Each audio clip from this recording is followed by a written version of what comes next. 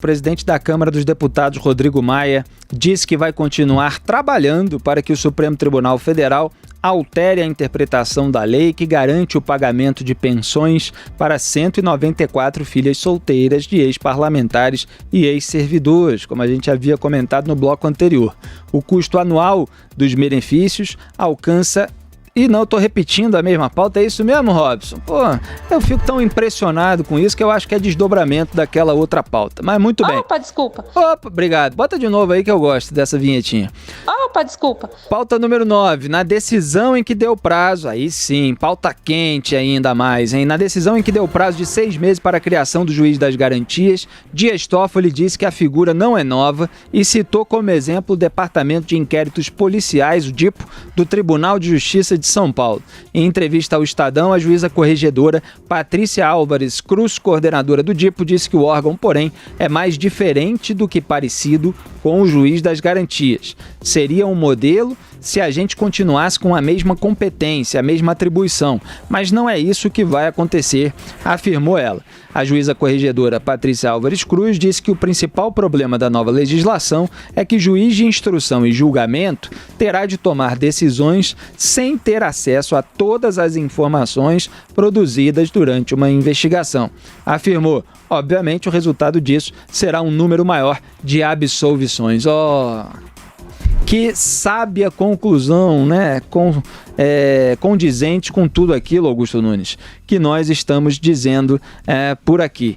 Quer dizer, o juiz das garantias, que na verdade é o juiz da fase de investigação, mas foi a criação dessa figura que estabeleceu em lei que um outro juiz, o de instrução e julgamento, vai julgar o réu uma vez que a ação penal estiver aberta, ou seja, uma vez que a justiça tiver recebido a denúncia feita, por exemplo, pelo Ministério Público, né? Denúncia ou queixa, como diz lá na lei. Então se impõe essa divisão dentro da primeira instância, quer dizer, a primeira instância na prática vira 2 instâncias, a fase de investigação fica com o juiz, a ação penal fica com a outra, e quando chega nas mãos desse segundo juiz, Augusto Nunes, ele precisa se inteirar de tudo aquilo que o juiz da fase de investigação já fez, de todas as informações a respeito daquele processo, tudo aquilo que o juiz que está desde o começo tomando decisões a respeito do caso, já tem na cabeça. Mas querem criar essa nova figura e é claro que ela atrasa e é claro que se ele tiver que tomar uma decisão sem ter conhecimento exato de tudo aquilo, se não tiver conseguido abarcar tudo, vai acabar preferindo absolver. É isso que ela está dizendo, pelo menos, a juíza corregedora. O Toffoli, o que ele fala não vale, né? Ele não conseguiu ser aprovado no concurso para juiz, ele não sabe o que um juiz faz. Vamos pegar os casos que tem a ver com um caso que tem a ver com a vida do cidadão e mostra a inviabilidade da implantação dessa figura em menos de 4, 5 anos, aí se é que será possível de implantar. Primeiro você tem que resolver o problema imenso causado pelo déficit de juízes, são centenas, né? Faltam juízes, as vagas, por exemplo, o último concurso para ingresso da magistratura de São Paulo, ele previa o preenchimento de 300 vagas, foram preenchidas 90 e poucos. Por quê?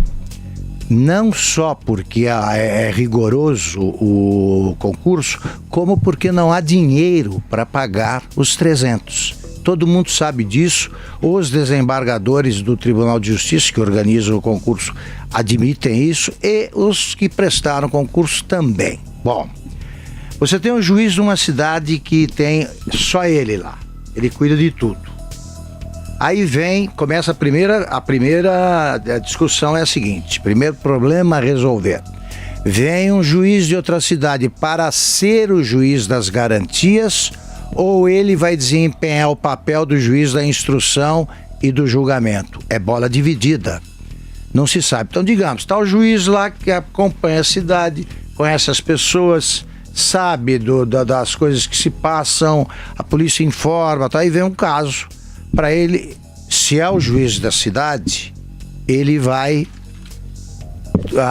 investigar, cuidar da fase de investigação, da primeira, e depois entregar para alguém que vem de outra cidade, que vai fazer isso aí que o Felipe registrou. Vai ter que ler tudo outra vez. Simultaneamente, paralelamente, né, esse juiz que nesta cidade aí conhece as coisas, vai ter que viajar para outra para examinar um caso que ele ignora, e enquanto isso vão ficar paralisados os processos que ele toca, porque não há o substituto. Você ganha por qualquer trabalho extra. Como não vai aumentar a despesa da magistratura? É evidente que vai.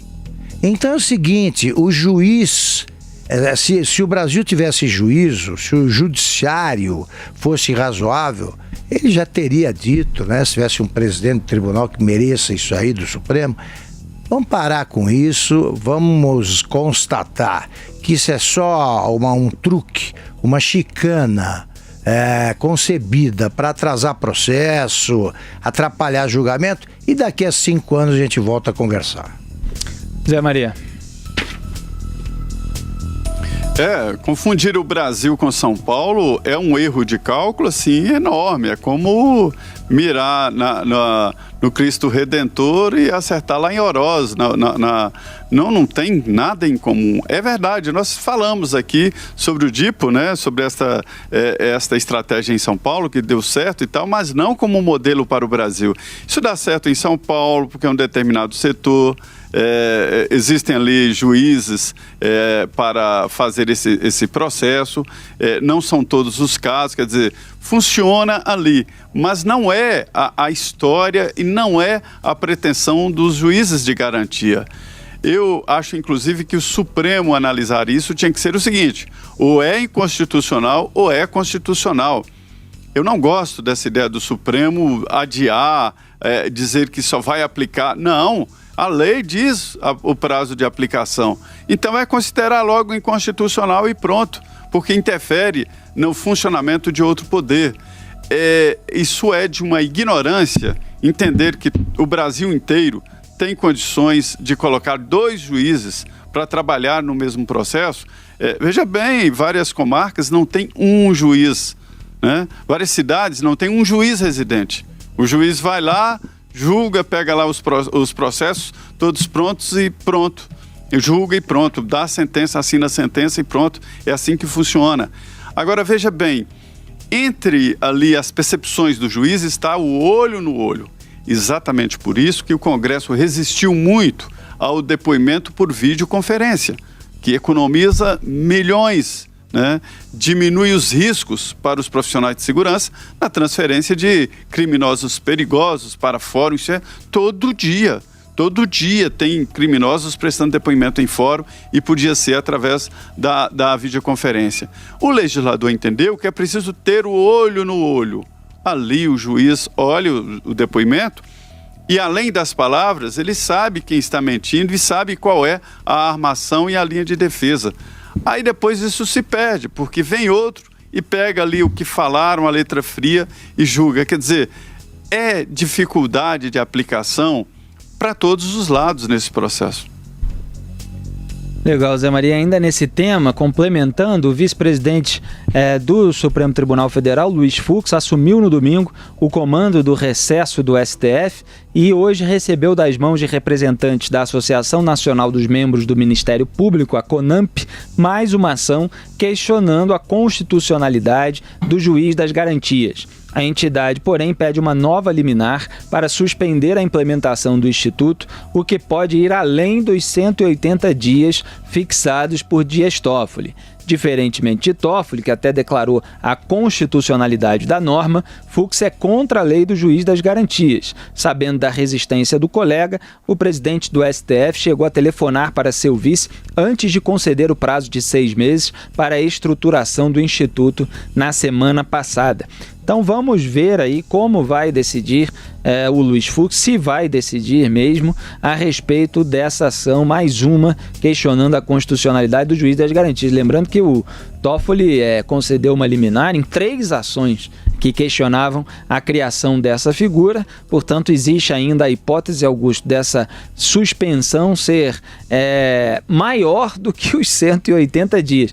Que seria assim o reforço dessa prova cabal de que o Congresso Nacional aprovou isso no apagar das luzes de 2019, justamente para gerar aí uma confusão, para atrasar processo, para tentar nulidade, na base do se colar colou também, porque a lei era para começar a vigorar agora no dia 23 de janeiro, né, trazendo 2 juízes ali para a primeira instância, foi sancionada pelo presidente Jair Bolsonaro, se vigorasse agora em 23 de janeiro, na quinta-feira, se até a quinta-feira, por exemplo, o Ministério Público do Rio de Janeiro não apresentar uma denúncia contra o atual senador Flávio Bolsonaro, que não viesse a ser recebida ainda, né, até o dia 23 de janeiro, haveria outro juiz de instrução e julgamento para o caso do julgamento do senador Flávio Bolsonaro, se a ação penal fosse aberta.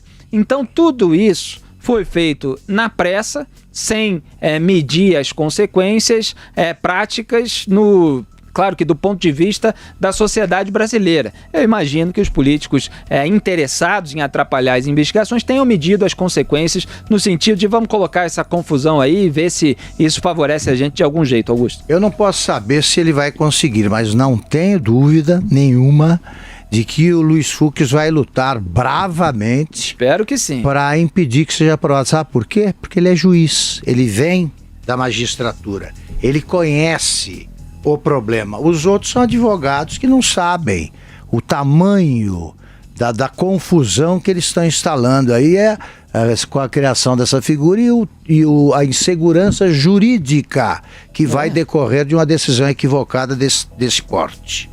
E a insegurança jurídica, Zé Maria Trindade, ela já está em andamento, porque o Toffoli acabou de tomar uma decisão e há notícias de que o Luiz Fux, de acordo com as posições conhecidas dele, pode tomar uma outra medida que anule, que module a própria decisão tomada pelo Toffoli, sendo que o Marco Aurélio Mello, como citei várias vezes nesse programa, antes da decisão do Toffoli, ficava pregando que isso precisava ser decidido pelo plenário do Supremo Tribunal Federal. Então, quer dizer, é uma tremenda bagunça. Rui Barbosa deve estar lá se estribuchando, né? Não é possível. Os grandes juristas brasileiros devem estar assustados com essa situação desta jurisprudência ambulante do Supremo Tribunal Federal. Olha que ponto nós chegamos, né? Felipe, pensando não nesse mérito, não neste caso, mas no que está acontecendo nas nossas instituições. Veja bem, um projeto de lei assim, para ser aprovado, ele precisa ser primeiro apresentado, discutido em comissões, aprovado, passa pelo plenário da Câmara dos Deputados, aprovado, vai para o Senado, é discutido em comissão, depois aprova, sanção do presidente da República. Pois bem, aí vem um juiz, um ministro do Supremo Tribunal Federal, numa canetada e muda tudo ou cancela tudo. Eu acho isso errado. Eu acho que o plenário é que tinha que se reunir e ali decidir a constitucionalidade ou não desta lei, né? É uma lei esquisita, aprovada em cima da hora e não foi estudada e ninguém sabia das consequências disso, né? Mas mesmo assim, eu continuo achando estranho que um ministro do Supremo, de uma canetada, ele acaba jogando no lixo uma lei que foi aprovada na Câmara, no Senado e sancionada pelo presidente da República.